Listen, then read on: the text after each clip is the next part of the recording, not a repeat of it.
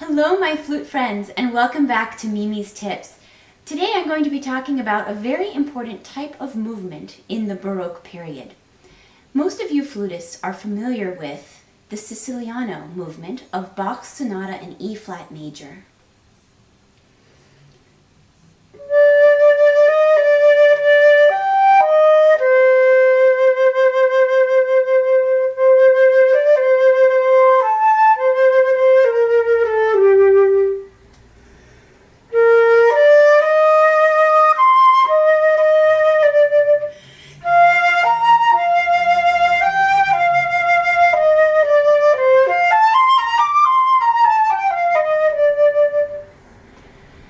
So I call it a Siciliano. You might see it as Siciliana depending on your edition. It's actually a Siciliana in my Baron edition that I use of this piece, or I should probably say it at least one time in Italian pronunciation, Siciliano, because this is a movement that evokes Sicily.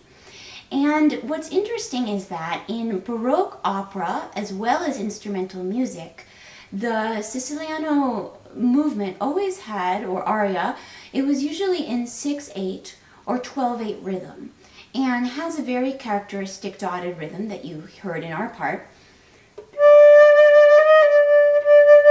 That kind of thing that repeats throughout the movement. So the question is why? Well, there's actually no smoking gun evidence that this type of movement actually originated in Sicily, except that the Sicilian-born composer Alessandro Scarlatti used this type of movement, Siciliano, Siciliana, in his operas. And then other composers also wrote Sicilianos, including Bach, of course, and the Italians Corelli and Tartini. In addition to the characteristic rhythm, this movement is often in a minor key. Well, in the E-flat major sonata of Bach, it is in a G minor, so check on that one.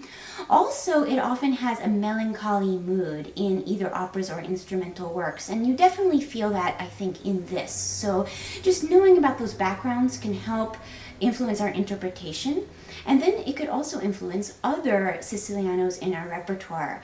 The next one that comes to mind for me is from another Bach sonata. I'm sure following along at home you've already guessed it. It's the sonata in E major, where the third movement is a Siciliano, and it's slow, and it's in a minor key, in C sharp minor in relation to the E major, and it's also in 6/8.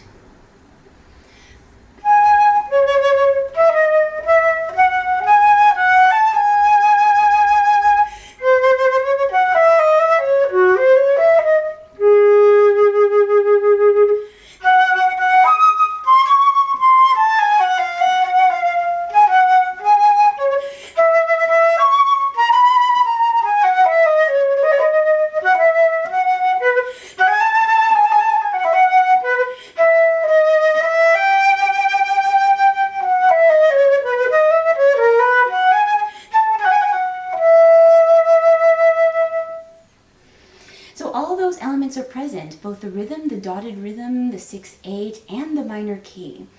This can also, just thinking about the Siciliano, can help us connect this interpretation to other pieces in the Baroque repertoire that might not be explicitly Sicilianos. For example, the cantabile, or slow movement of Vivaldi's famous concerto, Il Cardellino, or the Goldfinch. It is in 6/8, it is on the slow side, and you have the same rocking or lilting dotted rhythms of a Siciliano.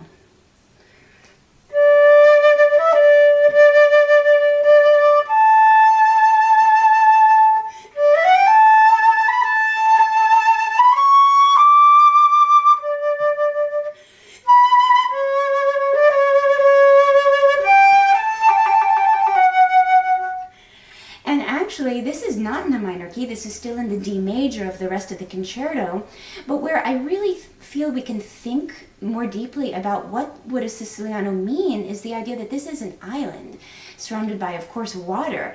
And how did people travel on the water in this time in the Baroque period? Well, on boats. So we can also make a connection between the Siciliano movement and the barcarolle, or barcarola, French or Italian, a type of movement that emerged in Venice, and where the dotted rhythm sounds a little like a gondola floating and rocking on the water. So all these elements, I think, can enrich our interpretation of these classic movements in the flute repertoire. Enjoy your Baroque music. This was just one note from the always fascinating and often mysterious world of Baroque music. Have fun playing, and I'll see you next week. Bye.